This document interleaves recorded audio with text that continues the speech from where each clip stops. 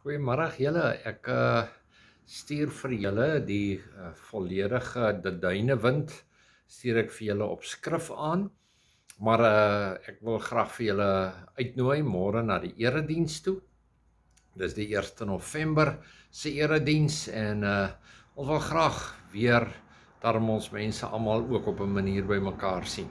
Ons verstaan natuurlik dat as jy vanweë gesondheid of wat nie in die erediens kan wees nie, natuurlik, dit verstaan ons mos. Maar ons nooi vir jou uit na die erediens toe. Die besonderhede van môre en van die week staan alles geskrywe op Die Duinewind. Lees dit gerus. Baie geluk aan ons verjaarsdagmense, Jenny en Bellingen en ja, ek dink is net julle twee.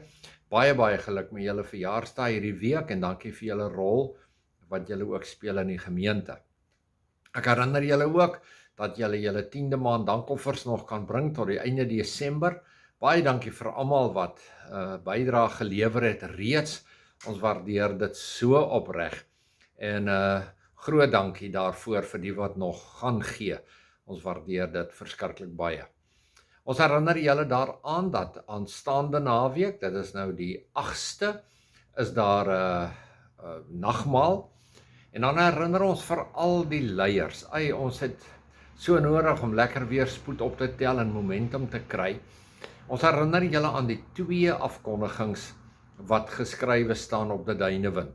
Die eerste is die leiersvergadering, maandag aan die 2de, en die leiersopleiding of die leiersretreat wat Vrydag en Saterdag gebeur. Dis die 6de en die 7de. Ons wil regtig vir julle vra of julle dit nie prioriteit kan maak nie. Ons gaan 'n heerlike lekker kuier saam met mekaar ook by dit alles inwerk.